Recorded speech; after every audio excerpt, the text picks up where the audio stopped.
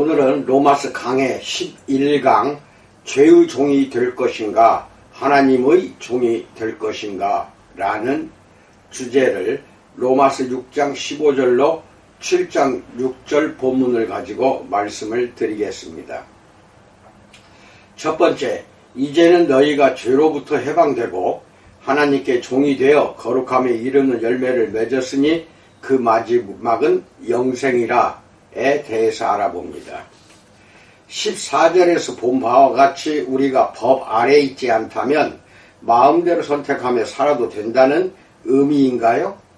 하나님의 법이 더 이상 우리를 구원하는 방편이 아니라면 이제는 거룩한 삶을 살아야 할 아무런 의무도 없는 것이 아닌가요?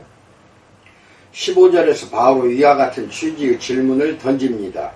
1절과 15절의 질문이 매우 유사하게 보이지만 같은 의미는 아닙니다. 1절에서 바울은 은혜로만 구원받았다면 계속 죄에 거하겠느냐라고 묻습니다.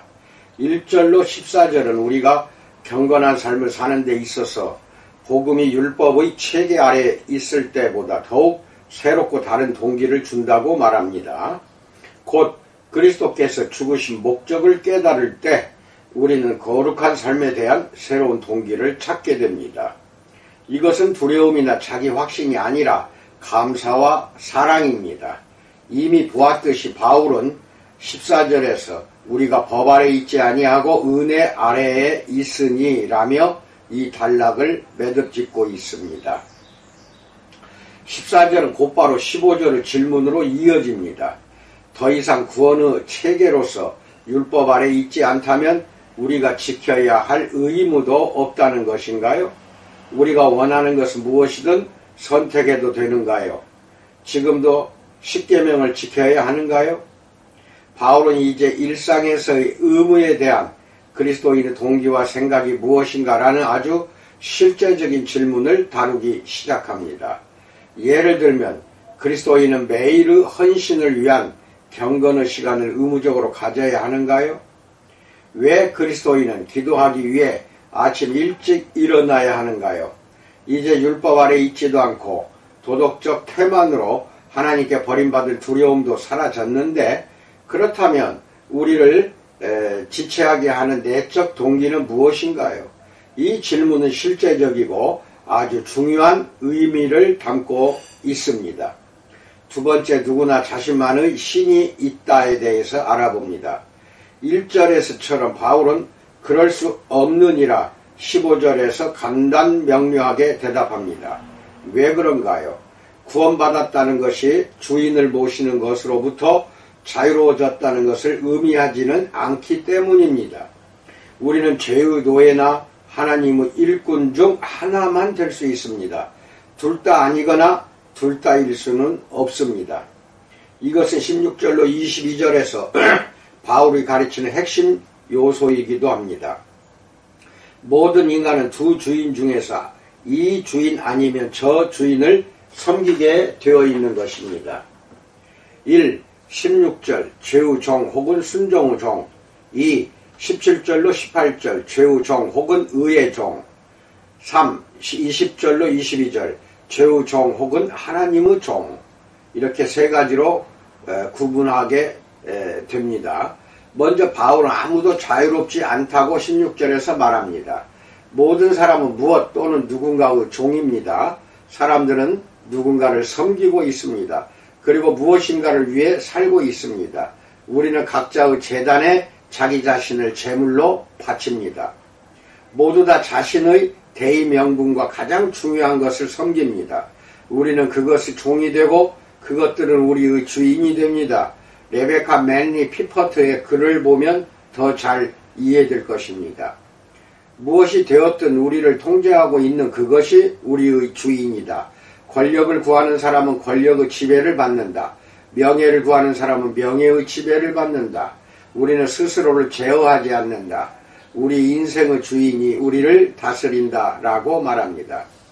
이 글을 로마서 본문에 맞게 바꾼다면 우리는 모두 권력이나 명예, 대의명분 혹은 무엇이 되었든 인생의 최고선이라 추구하는 것에 자신을 바치고 있다고 말할 수 있습니다. 그럴 때 우리는 우리가 추구하는 그것의 종이 되는 것입니다. 따라서 아무도 자신의 삶을 스스로 통제하지 못합니다. 우리는 자신을 바친 그것에 의해 통제될 뿐입니다.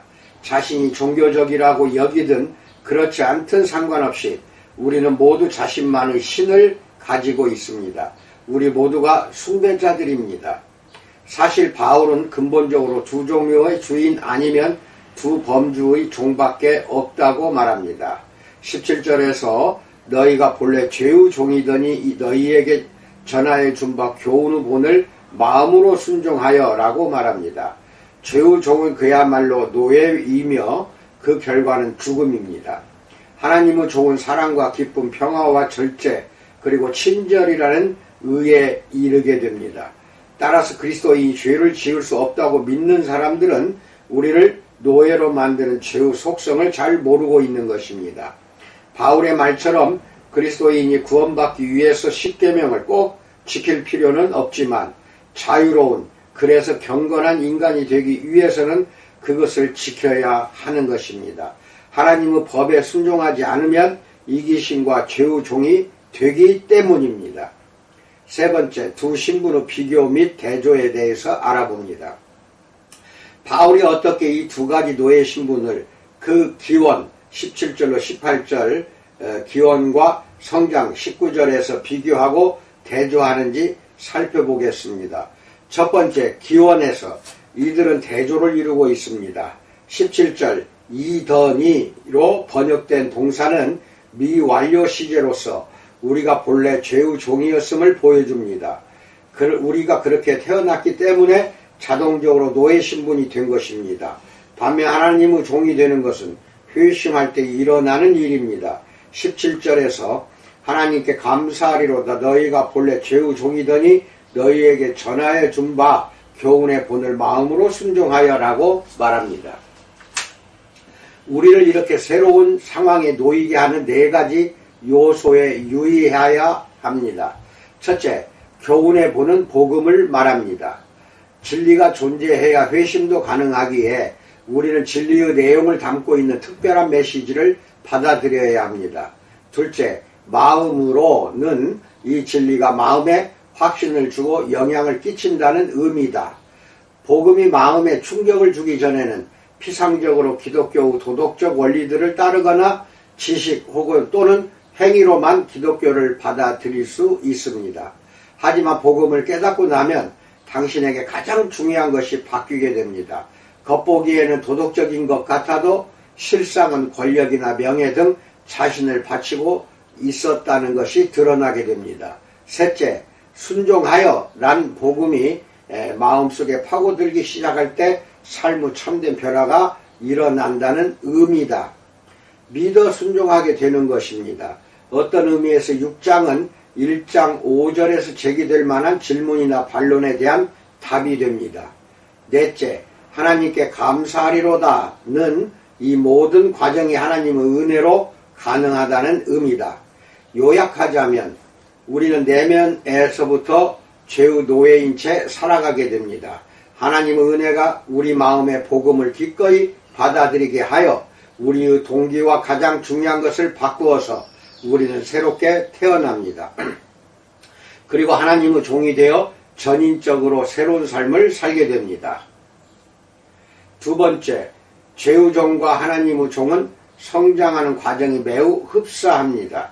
6장 19절에서 두 상태가 발전하며 성장하는 것을 보면 모두 그대로 멈춰 있지는 않습니다. 19절에서 전에 너희가 너희 지체를 부정과 불법에 내주어 불법에 이른 것 같이 라고 말합니다. 죄의 종은 점점 더 타락하게 됩니다. 우리가 섬기는 인생의 주인이 명령하는 것들이 우리 몸을 통해 세상에서 그 뜻을 실현하려고 하기 때문에 이처럼 타락하는 것입니다. 특정한 목적을 가지고 행동하다 보면 결국 그 행동이 우리의 인격을 형성해서 또다시 그렇게 행동하기가 쉬워집니다. 그래서 우리 몸을 죄에 맡기면 순수함을 잃게 되고 죄와 악의 고리에 점점 빠져들게 됩니다. C.S. 루이스는 죄의 속박 상태가 어떻게 이 땅의 삶에서 발전되고 이 세상 너머까지 영향을 끼치는지 흥미롭게 묘사하고 있습니다. 기독교는 모든 인간이 영원히 살 것이라고 주장하는데 이건 역시 참 아니면 거짓이다. 만약 우리가 영원히 사는 존재라면 겨우 70년 정도 살다가 죽을 존재일 경우에는 전혀 고민할 필요가 없는 아주 많은 것들을 놓고 고민해야 한다. 예컨대 지금 나의 못된 성질과 시기심이 점점 심해지고 있다고 하자. 이것은 점차 진행되는 일이므로 70년이 지난다 한들 눈에 확 뜰 정도로 심해지지는 않을 것이다. 그러나 이 일이 100만 년 동안 계속된다면 그야말로 완벽한 지옥이라고 하지 않을 수 없겠지요. 기독교가 진짜 참이라면 지옥이야말로 이 상태를 정확하게 꼬집어주는 용어라고 할 것입니다. 라고 말합니다. 하나님의 종도 같은 방식으로 발전합니다. 19절에서 의에게 종으로 내주어 거룩함에 이르라 라고 말합니다.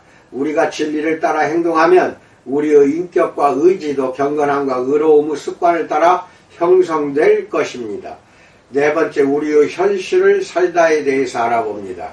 19절은 우리가 어떻게 죄로부터 자유를 지켜내고 그것을 누리며 살 것인지 가르쳐 줍니다. 13절은 너희 지체, 19절 NSV는 몸의 기관들로 번역되어 있는 엄격히 말해 팔다리를 가리킨다기보다는 계획이나 목적을 수행할 수 있는 우리의 모든 요소들을 의미합니다. 바울은 부정과 불법이라는 동기나 목적에 지체를 내준다는 것은 그것을 행동으로 옮기는 것을 의미한다고 말합니다. 따라서 하나님의 종이 된다는 것은 우리가 아는 참된 것을 내가 행동으로 옮기는 능동적인 노력의 결과를 의미합니다. 이처럼 지체를 내주는 것은 성경이 실제라고 말하는 바에 따라 행동하는 것입니다. 19절이 앞절의 죄로부터 해방되어 다음에 온다는 것을 잊어서는 안 됩니다. 4에서 5장에서 본 대로 회개는 우리를 새로운 영역으로 옮겨 우리 안에 새로운 능력을 부여하는 것입니다. 더는 죄가 우리에게 어떤 것을 억지로 시킬 수는 없습니다. 따라서 19절의 이제는 너희 지체를 의에게 종으로 내주어는 자신의 감정이나 겉으로는 보이는 것이 아닌 복음이 당신에게 말하는 사실이 당신의 삶을 지배하게 해서 당신 자신이 되라는 의미입니다. 이것은 실제로 어떤 결과를 가져오는가요? 일상 속에서 하나님을 나의 최고선이자 주인으로 섬길 수도 있고 아니면 다른 어떤 것을 나의 최고선이자 주인으로 섬길 수도 있다는 말입니다. 예를 들어 누군가 우리를 깎아내리는 말을 할 때 우리는 그 순간 하나님의 종이나 죄의 종으로 자신을 내어줄 것입니다. 나 자신을 잘 보이고 싶은 욕망이 나의 주인이 된다면 마음으로 이렇게 말할 것입니다. 이건 재앙이야. 내가 바보처럼 보이잖아. 이 녀석에게 망신을 주어야 하는데 되갚아 주겠어. 그 순간 이런 생각으로 행동한다면 자신을 그것에 내주면서 우리는 저기와 사나운 말투로 대응하게 될 것입니다. 반면 그리스도를 기쁘시게 하는 것이 우리를 지배하는 동기라면 마음속으로 이렇게 말할 것입니다. 그래, 내가 꼭 해결해야 할 단점을 지적했네. 불순한 동기이긴 해도 하지만 다행히 하나님이 나의 재판관이시잖아. 그리스도 예수 안에서 나를 용납하셨는데 뭘? 이라고 할 수도 있습니다. 이런 생각을 행동으로 옮기면 나에게 책임이 있는 것에 대해서는 진심으로 하나님께 회개할 것이고 단점을 지적한 사람에게도 부드럽게 대답할 수 있을 것입니다. 잠언 15장 1절 보세요. 그리스도인의 회개는 너무나 아름다운 실제이자 경험이어서 그것을 하나의 비유로 정확하게 묘사하거나 요약할 수는 없습니다. 그래서 바울은 이것을 변증론적인 방법으로 설명하고 있습니다. 19절에서 너희 육신이 연약함으로 내가 사람의 예대로 말하노니 라고 말합니다. 그리스도와의 연합 속에 있는 경의와 의미를 확실히 파악하기 위해서는 도움이 필요합니다.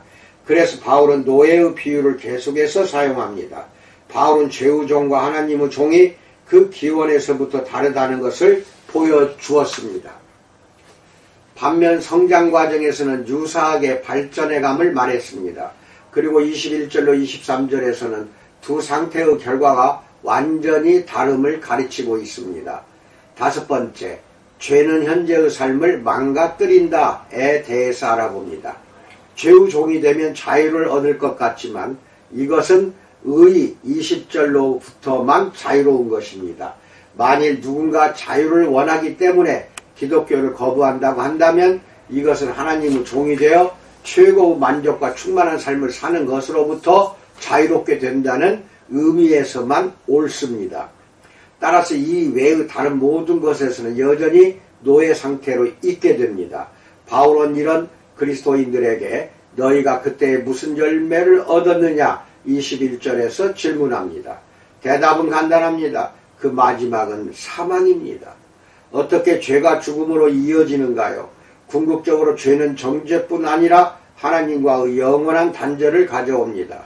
하지만 바울이 말하는 죽음은 그리스도인들이 경험적으로 알고 있는 것입니다. 이는 불신자들도 지금 알고 있으며 앞으로 알게 될 죽음입니다. 그것은 곧 삶이 망가지는 것입니다. 하나님의 법에 따르지 않으면 죽음이 일하기 시작합니다. 그래서 이기심과 정욕, 괴로움, 교만, 물질주의, 근심, 충동, 두려움 등의 노예가 됩니다. 당신을 노예로 만드는 특정한 죄는 당신이 하나님 대신 무엇을 가장 중요하게 여기느냐에 따라 결정됩니다. 예를 들어 당신이 명예의 노예가 된다면 지속적으로 자기 연민과 시기심, 상한 감정, 미흡하다는 감정에 시달리게 될 것입니다. 하나님 외에 당신이 숭배하는 것은 많은 것을 약속해 주지만 실상 받게 되는 것은 없는 이만 못한 것들입니다. 노예 상태란 실제로 이루어질 수 없는 것을 계속 붙들거나 붙잡기 위해 지속적으로 반복하는 것입니다. 우상 숭배의 유일한 혜택이 있다면 그것은 망가짐입니다. 하지만 하나님의 종이 되어 얻는 결과는 그것과 완전히 다릅니다. 22절에서 거룩함에 이르는 열매를 맺었으니 그 마지막은 영생이라고 말합니다. 한 번 더 바울은 우리의 현재와 미래에 초점을 맞춥니다. 하나님의 종으로 순종하는 사람은 성령의 열매 안에서 성장하고 사랑과 기쁨, 자제력, 친절 등이 풍성해져서 지금 자유를 만끽할 뿐 아니라 영원히 그것을 누릴 소망을 얻게 됩니다. 결국 죄는 항상 값을 치르는 주인입니다. 할부든 일시불이든 죄가 지불하는 싹은 죽음입니다. 23절. 우리는 모두 죄를 위해 행했던 자신의 행동에 걸맞은 싹을 받아야 합니다. 반면 하나님의 종이 되면 우리 주 예수 그리스도 안에 있는 영생에 이르게 됩니다. 죄된 행위가 죽음을 가져오듯 의로운 행위는 생명을 받기에 합당하다는 의미가 아닙니다. 왜냐하면 죄는 우리가 받아 마땅한 것을 주지만 영원한 생명은 언제나 하나님의 선물이기 때문입니다. 다시 말하지만 그분을 섬기는 것으로 구원을 얻는 것이 아닙니다. 아무리 잘 섬겨도 우리의 고백은 다음과 같은 것입니다. 누가복음 17장 10절에서 우리는 무익한 종이라 우리가 하여야 할 일을 한 것뿐이라 라고 말합니다. 하지만 로마서 6장 23절은 하나님의 은사인 영생을 받은 사람들은 의를 위해 이 모든 일을 다 이루신 새로운 주인을 섬긴다는 것을 알고 있습니다. 여섯 번째, 누군가와 결혼하다에 대해서 알아봅니다. 7장 1절로 6절에서 바울은 6장 15절의 질문에 대한 두 번째 대답을 합니다. 복음은 당신이 원하는 대로 자유롭게 사는 것인가요? 바울은 아니다 라고 말합니다. 우리는 율법과 결혼했거나 그리스도와 결혼한 상태이지 미혼이 아닙니다. 7장 1절로 3절에서 바울은 법이 살아있는 사람에게만 구속력을 가진다는 기본적인 사실을 예로 듭니다. 죽음은 법의 힘을 깨뜨립니다. 결혼은 구속력을 지닌 법적인 관계지만 남편과 아내 모두 살아있을 동안에만 그렇습니다. 1절에서 법이 사람이 살 동안만 그를 주관하는 줄 알지 못하느냐라고 말합니다. 둘 중 하나가 죽으면 둘 다 결혼의 법에서 벗어나서 더 이상 매이지 않습니다. 2절. 아내의 경우 남편의 생사 여부로 다른 남자와의 관계가 가능이 되기도 하고 합법적 결혼관계가 되기도 합니다. 3절. 4절로 6절에서 바울은 이것을 우리에게 적용시키고 있습니다. 남편의 죽음이 아내에게 재혼할 수 있는 자유를 준 것처럼 그리스도 안에서 우리의 죽음도 재혼할 수 있는 자유를 줍니다.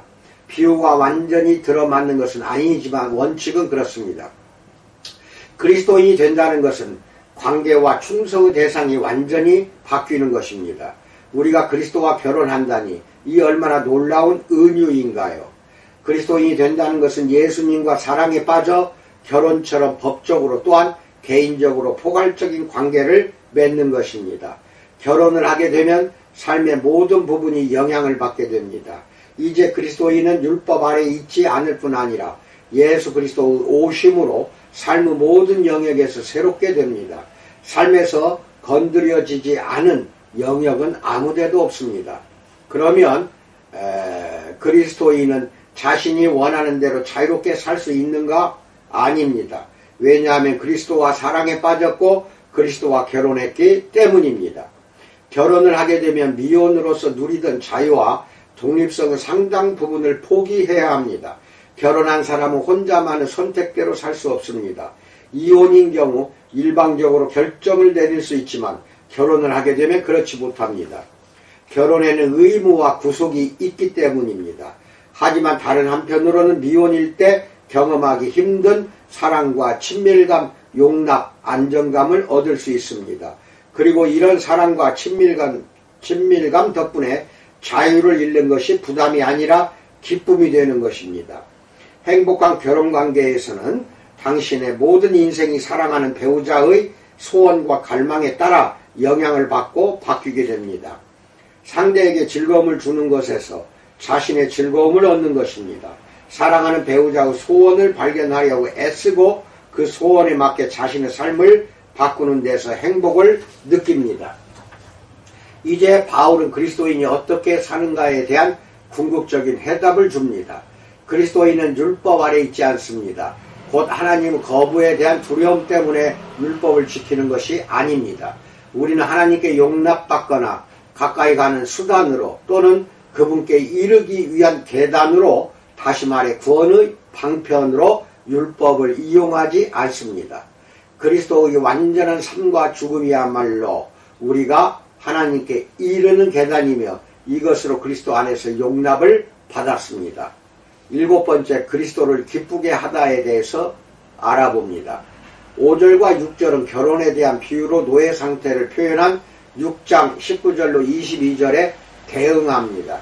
우리는 율법과 결혼하여 옛 죄성의 지배를 받는데 우리의 죄성은 율법으로 말미암는다. 7장 5절, 로마서 7장에서 바울이 계속 확장해 나가는 생각이 율법으로 말미암는다 입니다. 그래서 우리의 죄된 욕망은 현재와 미래의 영원한 죽음에 이르는 열매를 맺도록 우리를 부채질합니다. 하지만 지금은 그리스도 안에서 우리 자신이 죽음으로써 옛 결혼에서 놓여놨습니다. 6절, 그리스도와 결혼하고 성령이 우리 안에 거하기 때문에 우리는 새로운 방식으로 주를 섬깁니다. 로마서 8장에서 바울이 집중할 주제가 됩니다. 그렇다면 그리스도인은 하나님의 도덕법을 무시하는 것인가요? 전혀 아닙니다. 우리는 도덕법을 하나님의 갈망이 표현된 것으로 여깁니다. 그분은 정직과 순전함, 관용, 진실, 고결함, 친절 등을 사랑하십니다. 우리는 이제 우리를 구원한 분을 기쁘게 하기 위해 법을 사용합니다. 그래서 우리는 율법 아래 있지 않고 그것에 매이지도 않았습니다. 우리는 그리스도와 결혼했고 그분을 기쁘게 하려고 합니다. 그리고 법을 지키는 것은 우리가 사랑하는 그분을 존귀하게 하는 길입니다. 이렇듯 새로운 체계 안에서 순종하고 남편을 사랑하는 새로운 동기가 있기 때문에 법은 더 이상 짐이 아닙니다. 이렇게 생각하는 사람도 있을 것입니다. 내가 은혜로만 구원받아서 버림받지 않는다고 생각한다면 거룩한 삶에 이르는 모든 동기를 잃게 될 것이다 라는 생각을 할 것입니다. 이에 대한 답변은 이렇습니다. 그렇다면 지금 당신이 지닌 동기는 거절에 대한 두려움뿐일 것이다. 당신은 율법 아래 있다. 당신이 용납받았다는 것을 안다면 감사하는 기쁨과 사랑과 사랑이 새로운 동기가 될 것이다. 그것이 올바른 동기다 라고 답변합니다. 우리는 우리가 섬기는 대상에게 복종합니다. 우리는 배우자를 기쁘게 해주기 위해 삽니다. 한때 우리는 죄우종이었고 그것에 복종했습니다. 그리고 율법과 결혼해서 자기 의의를 위한 종교든지 아니면 자기 중심적 법적 권리를 추구하든지 우리의 죄성이 이끄는 대로 율법을 기쁘게 하기 위해 살았습니다. 하지만 4절 그리스도의 몸 안에서 우리는 죽었고 모든 것이 영원히 온전하게 바뀌었습니다. 하나님의 종인 우리가 어떻게 죄를 지을 수 있으며 왜 지으려고 하겠는가요? 그리스도가 우리를 위해 죽으신 줄 아는 신부로서 우리는 사랑과 감사로 그를 기쁘게 하기 위해 살 것입니다. 6장 15절에서 바울의 질문에 대한 궁극적인 대답은 그리스도인과 하나님의 관계 곧 그리스도인의 정체성입니다. 지금 이 순간 죄의 종처럼 율법에 매인 채 살 것인가? 결코 그럴 수 없다라고 마음속 깊이 외칠 수 있다면 그리스도 안에서 자신이 누구인지 알고 있는 것입니다. 이상입니다. 반드시 제가 미리 하루 전에 예고하는 본문 말씀을 반드시 읽고 나서 제 강해를 들으셔야 됩니다. 또는 강해 듣는 순간 그 본문 말씀 구절을 미리 맨 처음에 알려드리고 있으니까 그 구절 성경책을 펴놓고 제가 한 구절 한 구절 지나가는 그 순서대로 여러분 성경책을 눈으로 보고 내 강해는 귀로 들으시기 바랍니다. 오늘 하루도 우리 주님의 넘치는 은혜 속에서 풍성한 날이 되기를 주님의 이름으로 축원드립니다. 감사합니다.